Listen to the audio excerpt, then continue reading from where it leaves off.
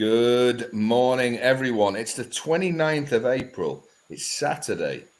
It's HHV, the judge, looking at the 325 at Sandown. A day tinged with sadness, Judge. The final day of the jump season is upon us at Sandown.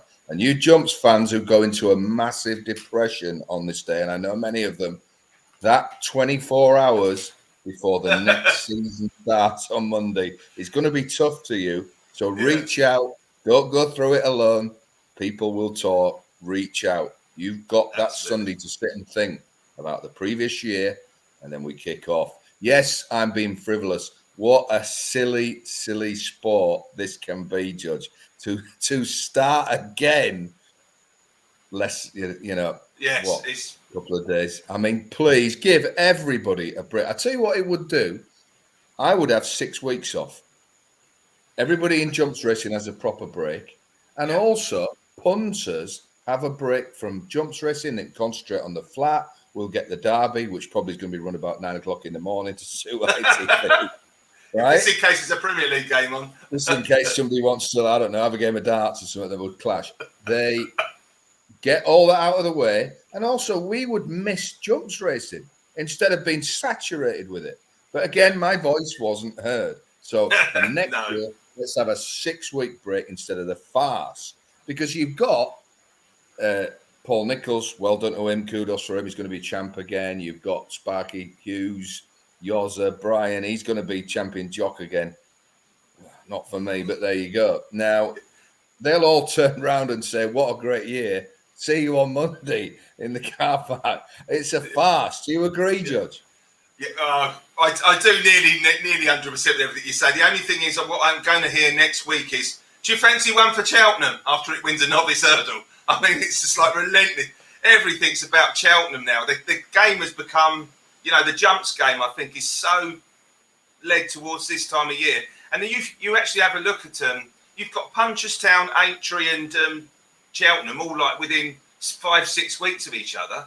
And they're all these Grade 1 races. And there's just too much in such a short space of time, isn't there? Yeah. Whereas at least with the flat, there is a pattern and you can work your way through it. Because I used to be a massive jumps fan. I much prefer the flat now, especially after this jump season. I definitely prefer the flat because you have a pattern to way you can see a horse is going to be campaigned, can't you?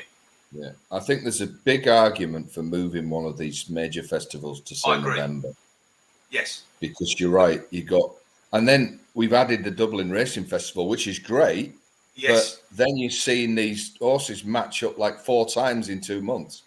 Yeah, exactly. You've even got February as well. I mean, definitely you need something November-ish. I agree. That I know you've got the.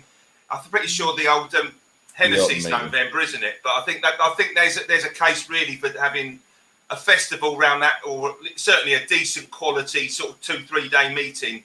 I know you've got Cheltenhams and all that, but make one of them a festival if you like. Then, we've got to do something. We've got to do something at the moment because it doesn't do anyone any good watching them 4 or 5 horse races round Punchestown this week, does it? I know you've had the odd one beat, but I mean they're not real. They're not like the normal races, are they? Really? It's not been thrilling, has it? It's not been thrilling. No, but I tell you what will be thrilling. The 325 at Sandown. 325 at Sandown, definitely. It's a bet 365. Josh Gifford, remember dear old Josh? I do. Yeah. Olden 80 and all that. Yeah, 9 got a post. We've got 3 places to go at. And the favourite is Harper's Brook at 4-1, which quite surprised me. The second favourite is dear old Hudson de Grugy, who came back to form with the vengeance last time. We then got the money horse today, the movement horse, Mumbo Jumbo. He's still in at 6-1. The first of the 2 are Nicholls, the champion trainer, elect. Cap du Matin is 30-2. We've then got Gloire d'Athon with Aidan Coleman. I'm practicing that all morning. Quinta de Mar, the second of the Ben Pauling runners. Keldesten, the second of the Nicholls runners. Then we've got Nicky Henderson and Nico de Boinville with Fable 14s, and the outsider of the lot, Honor de Jonc at 20s, but being pulled by a few people. So fascinating race, Judge. I'll let you go through it and give us your selection, mate. Mate, lovely. Thank you very much. Funny thing is, I've looked at this this race obviously when we were studying this a couple of days ago, and hasn't the market's changed? And I mean, I was wanting to take Captain Mathan on at 3-1, and now that's 13-2. So it's you're having to look at it a slightly different set of glasses, if you like. I genuinely think the solid bet in the race, I'm going to come to, is Hudson to Grugy, just because of his record round here at Sandown. He's won 4 times, come second once, 6th in a good race, just one disappointing run when he was 4th. It's very hard to work out exactly what the going's going to be like there. I don't know how you think, Si, because obviously what I will say is, Judge, it's very, very warm. Yes, and you've got this vision, haven't you?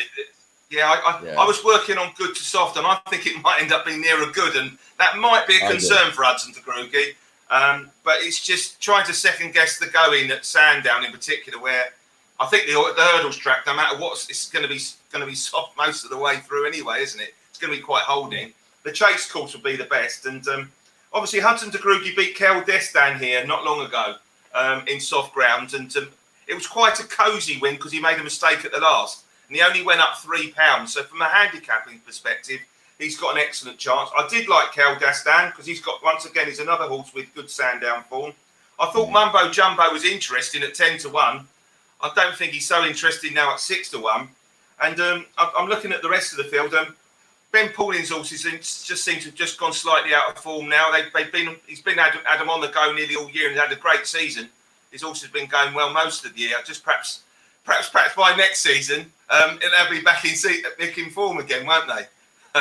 So yes, so for me, they do, yeah. So for me, I'm not going to really go on too long about it. I did like Harper's Brooks running the Ultima because he was in the lead most of the way, and then he dropped out. And of course, everyone's getting excited with the Ultima form, which is fair enough. But to be pulled up in an Ultima, come back in trip, and then be asked to take 4-1, not for me, thank you. So it's going to have to be the solid Gary Moore horse, Hudson de Grugy. Yeah, and Gary Moore is in irresistible form. That race is very interesting because I'm like going in on that race, but I'm going in with the horse that was second because I do think this drying ground will suit Kel Destin more than it will suit Hudson de Grugy. But I thought that ran like a very, very strong race. Now, I love a little course and distance winner, but I like Sandown form particularly. It's a quirky track. It's a stiff finish. You've got the 3 fences that come together, down the back. And I think another reason I like Kel Destin is Harper's Brook. I think he's going to blast off here. Yes. And I think Bryony Frost will be able to settle Kel Destin. Very, very consistent horse. Last 3 runs, first, third, second. 8-year-old XP. Nichols has got his horses in great form. There are dangers in this race, but I think that proven Sandown run. I think Hudson de Grugy and Kel Destin will be very close again. But I've just got a feeling Kel Destin might be the one who's half a length in. And I was very surprised, Judge, to see this at 9-1 this morning. Yes, I might actually. All ground comes alike. The yard are in form. If there was a problem, it wouldn't be here. It's very odd that at the moment these Nichols horses have drifted. And of course, Ben Pauling's been one of the stories of the year. But one of the stories of the year for the vast amounts of money that have been pouring on his runners. There seems to be huge gambles. Harper's Brook here. I actually wouldn't be surprised if they also come for his other horse, Quinto de Mar, and we see that shorten up. There seems to be real confidence in the runners. Yeah. And though they've had a great year, it can often be misplaced, it has to be said. They've had some huge gambles come really unstuck. I think Harper's Brook's too short. I do think he will blast off. I think he'll make the race, won't he? Yeah. Yeah, he'll make the race. Kel Destin will be able to settle. Fable's quite interesting. A very disappointing run last time, but I think it could have been one of them horses that just gets to Fontwell and thinks, "What the hell's this?" Seemed very unbalanced a lot of the way around. Much more his cup of tea round here. As an outsider, I like him. I think Mumbo Jumbo is now. If you look at when this gamble started, I think it's based on the fact that it ran so well at Taunton on very, very heavy ground. Well, if this carries on being as warm, by 3:25, there's going to be nothing like any heavy on that chase course, and it'll be nearer good. So I wonder if that will then drift back out when people start to realise that when racing starts. So for me, confident each way. I've noticed Sky Better going 4 places and Unibet going 4, which is absolutely mad with the 9. But if you can get on with them, I'd certainly back Caldeston at 3 places happily. But if there's 2 firms going 4, that's Sky Better and Unibet. Try and get on there if you can. I could say I've got a sneak that Fable's going to run a very good race this afternoon. So I might have a little saver on him. Funny you should say about Fable, because the other funny one in the race was Glor Dathan, which is a course and distance winner who actually beat Fable. So if you fancy Fable, Glor Dathan is I think that's how you pronounce it. It would be, if you fancy that one, I think now that Glor Dathan's got to have a chance with that on that form line as well. But I wasn't too keen on Harper's Brook. If that wins, I think it's going to be, either win or out the back of the TV.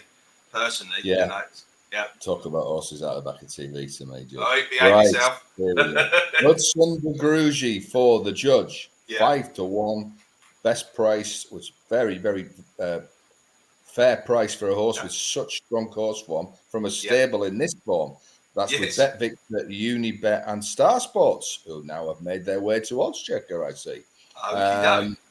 And I'm on Caldeston, 9-1 best price with Paddy Power and a Bet 365. But those 2 firms, Sky Bet and Unibet, Sky Bet are 8, 4 places, and Unibet are 17-2 and 4 places. Pays your money, takes your choice. I think it's going to be a fascinating day's racing. This we got some decent flat action up at Haydock, Donny tonight. And also, Leicester's a good meeting as well. Redford's not got an interesting reason. It's good racing today, I think. Punchestown. I actually think Punchestown today, the best card in terms of some numbers, some good handicaps, and some quality races. It's the best card of the lot. And of course, Sandown as we close another jump season. I'm sure we'll talk about that on Monday on Judge's Jewels on the Judge Potter channel. But for now, good luck this afternoon in all you're doing, Judge. And be lucky with all yours, mate. Yeah, good luck with Hudson de Grugy. Just a little bit more luck for mine, Caldeston at 9-1. Have a great day, everybody. We'll see you on Monday. And of course, where's the home of big price winners, Judge? Oh, if only I had a little jingle that gave it away. Oh, look, I found one. Hold it. Horse.